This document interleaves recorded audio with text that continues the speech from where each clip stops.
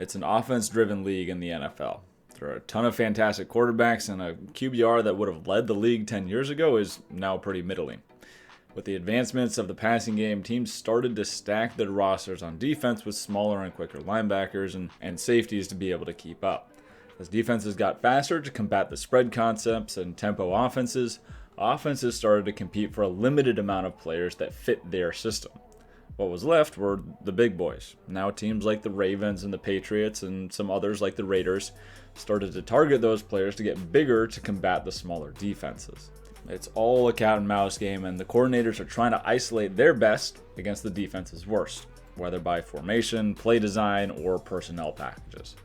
So here are three of my favorite, but not necessarily the best, offenses and the coordinators that run them. Their systems match most closely to what I believe in, and I think all three of these guys do an excellent job at creating favorable matchups and putting their guys in the right position to succeed. First up, we have Kevin Stefanski, and I love Stefanski mostly for his run game. He's pretty versatile and dynamic and implements both zone and gap scheme ideas.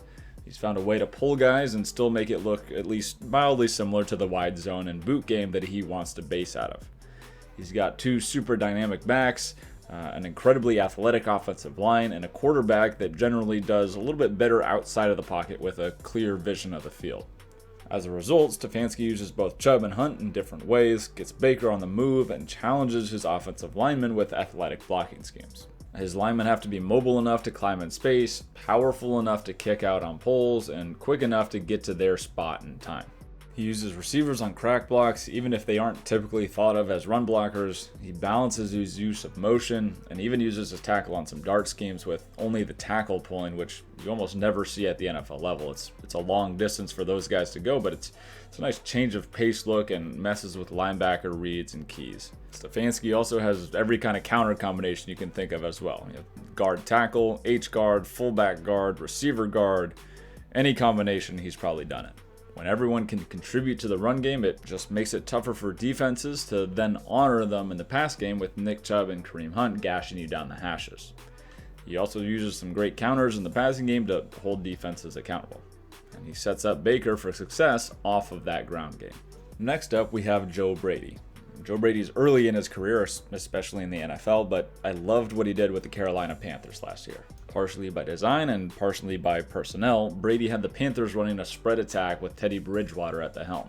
They had a ton of speed at the skill positions with Robbie Anderson, DJ Moore, Curtis Samuel, and Christian McCaffrey, but they had a quarterback that was not a guy that would typically throw deep. So how can you leverage all that speed and talent outside with a quarterback that doesn't push the ball down the field? Joe Brady's solution was to spread the defense out and create horizontal stretches with underneath drags, digs, and options in the flats that let Bridgewater stay in his comfort zone while continuing to move the offense. Brady's scheme utilized every inch of the field both by formation and play design. He'd use outside zone and quick pitches, jet sweeps, and a ton of empty formations. That would force defenses to line up and let Bridgewater read the space available to him. It might not have been the most exciting offense to watch at times while watching Teddy Bridgewater throw to the flats over and over, but that's what moved the chains and kept him comfortable. Brady used the spread formations and concepts, but also tied in some of his RPOs from his time at LSU with glance routes and quick screens outside. I love his use of those routes and concepts because it's simple, stays linear within his system, and gives the quarterback easy reads. Glance routes, which are essentially short posts, are over the middle of the field and are a short throw.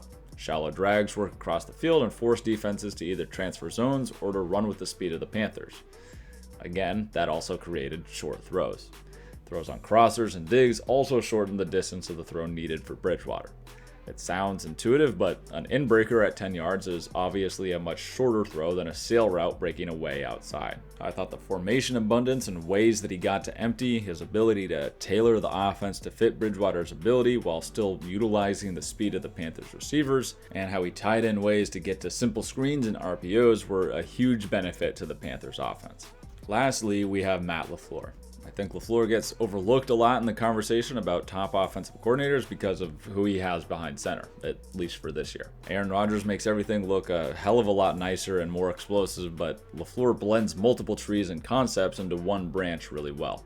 LaFleur's and most of the Shanahan systems feel the most intuitive and linear to me. There's a ton of nuance going on, and each play builds upon itself.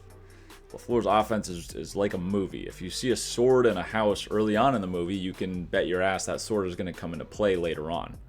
So everything LaFleur does is intentional. He's found a way to implement RPOs, air raid concepts, and the wide zone and boot game all under one umbrella. RPOs use Rodgers' pre-snap cognition to identify weaknesses in the defense. The air raid concepts give some more tools and schemes to attack defenses, and the wide zone boot game creates immense horizontal flow conflict. Giving Rodgers the flexibility on RPOs is a huge boost to the Packers' run and pass game. It holds the defense accountable and is something that you don't see quite as much with other wide zone offenses. Typically, those teams will be under center, which takes away the RPO. However, LaFleur uses access throws and outlet options outside that can be thrown from under center to hold defenses accountable.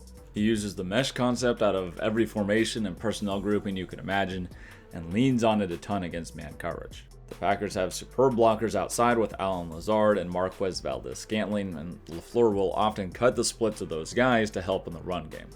That helps him to add gaps in run schemes and work play action off of it even more effectively. If you have guys that can block and that often come inside, it's way easier to sell that they're blocking when you fake off of it, and that gets them into the flats or running across the field. As with Joe Brady, the LaFleur offense uses a ton of shallow drags, deep crossers, digs, and posts. Those all attack the middle of the field. Those are higher percentage throws, which makes life easier for the quarterback.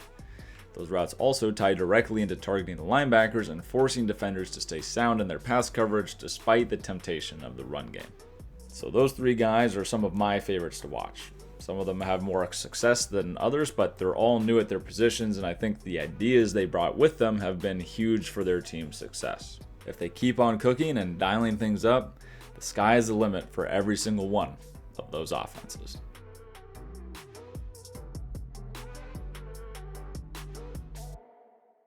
Hey guys, I appreciate you watching all the way through. Make sure you drop a comment. Let me know someone, a scheme, idea, person who you want to see broken down here in the future. And make sure to check out the Football 101 series. I'm trying to post that every Monday. And I'll see you guys on the next breakdown.